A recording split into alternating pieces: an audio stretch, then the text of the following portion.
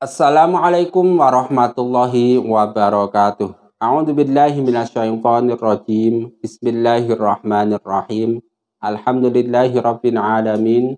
Allahumma shalli wa sallim ala sayyidina Muhammad wa ala ali sayyidina Muhammad.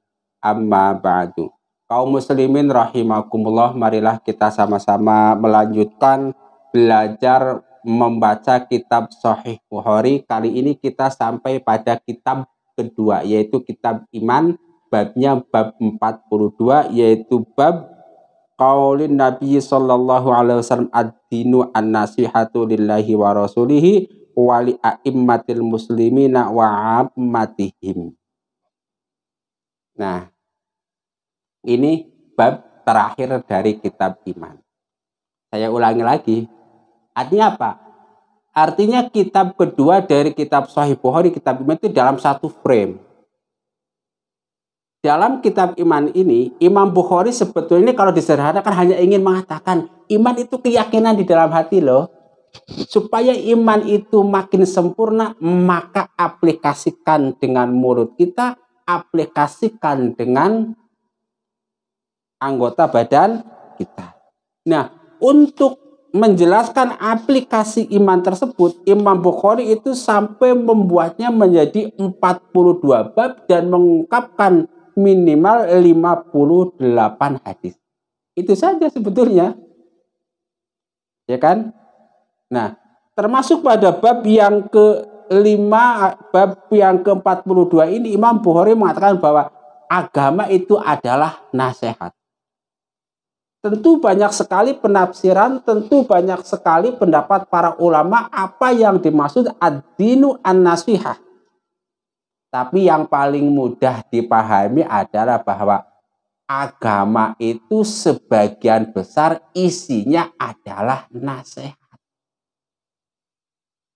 Nasihat siapa? Nasihat dari Allah Subhanahu wa Ta'ala yang dijelaskan oleh Rasulullah Sallallahu Alaihi Wasallam. Untuk siapa? Untuk seluruh umat manusia. Satu. Lalu dengan bab ke-42 ini seakan-akan itu Imam Bukhari ingin mengatakan bahwa seluruh kitab iman, kitab kedua dari kitab Sahih Bukhari ini yang berisi 42 bab, semuanya itu berisi tentang nasihat. Nasihat siapa? Nasihat Allah Subhanahu wa Ta'ala yang kemudian dijelaskan oleh Rasulullah Sallallahu Alaihi Wasallam yang lalu dirangkai oleh Imam Bukhari menjadi 42 bab.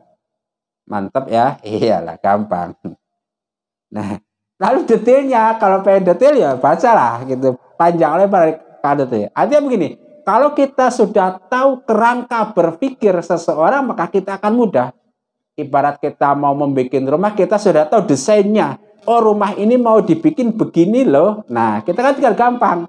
Cari pintunya seperti apa, cari keramiknya seperti apa, cari gentengnya seperti apa. Tapi kalau kita nggak tahu kerangka berpikirnya, susah. Kita ke toko bangunan pun bengong. Mau milih keramik yang seperti apa, bengong. Karena apa? Nggak tahu kerangka berpikirnya.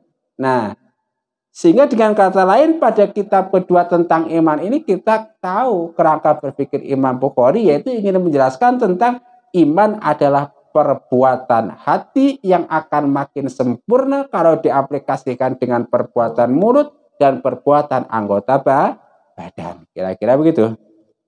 Kita lanjut. Pada bab yang ke-12 ini, ke-42 ini, kemudian Imam Bukhari itu menuliskan sebuah hadis yang di sini dituliskan hadis nomor 57. Dijelaskan haddatsana Musaddad qala haddatsana Yahya an Ismail qala haddatsani Qais bin Abi Hazim an Jarir bin Abdullah qala bay'atu Rasulullah sallallahu alaihi wasallam ala iqamis sholati wa ita'iz zakati wa nushi likulli muslimin. Nah, ini dalil yang digunakan Imam Bukhari bahwa di sini ada seorang sahabat yang berbaiat kepada Rasulullah untuk mendirikan sholat, untuk menunaikan zakat, dan juga untuk memberi nasihat kepada setiap orang Islam.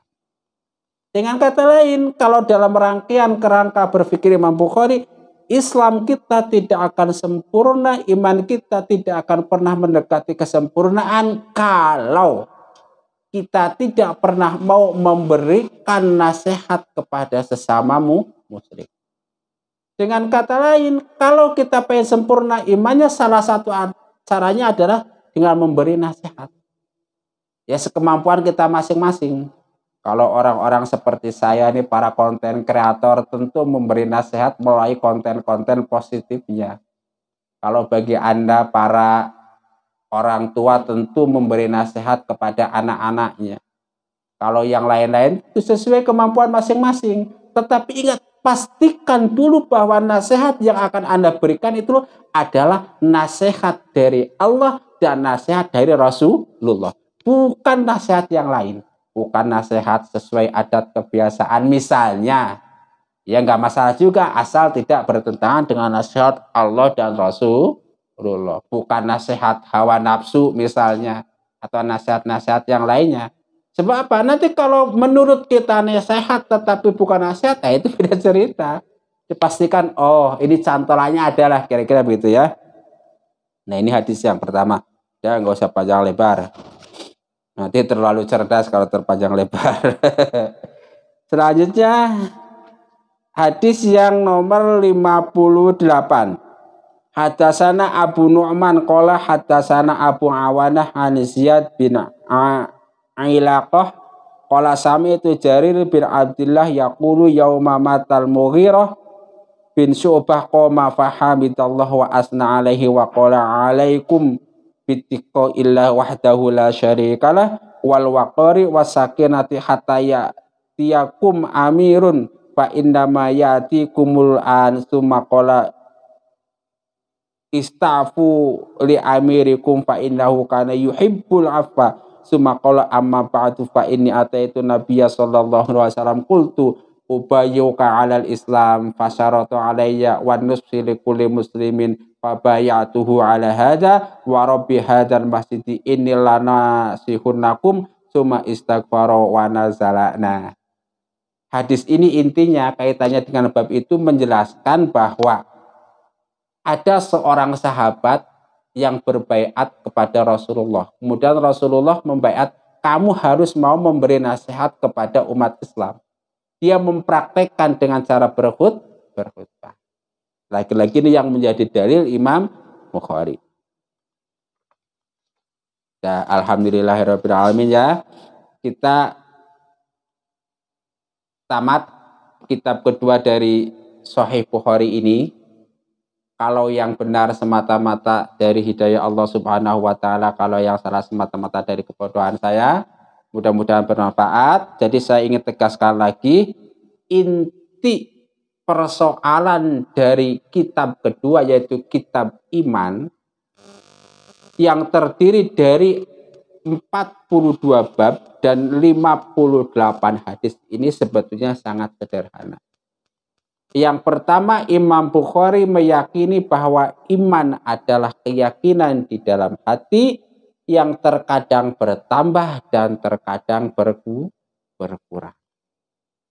Apa yang membuat iman bertambah dan apa yang membuat iman berkurang tidak ada lain dan tidak ada bukan adalah amal perbuatan kita sendiri. Baik itu amal hati, amal lisan maupun amal anggota badan. Imam Bukhari juga menegaskan dalam 42 bab ini yaitu bahwa iman itu bercabang-cabang.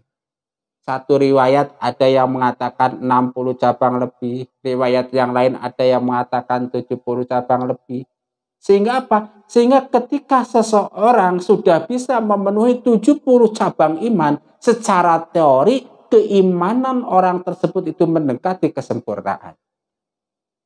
Tetapi sebaliknya ketika ada orang sudah iman di dalam hati hanya bisa memenuhi satu cabang dari 70 cabang keimanan tersebut, itu juga nggak masalah. Dia tetap iman meskipun imannya prosentasinya 1/70 misalnya ya kan. Itu menurut keyakinan Imam Bukhari sebagai imam Ahlus Sunnah wal Jamaah. Kalau yang bukan Ahlus Sunnah wal Jamaah kita nggak bahas kali ini.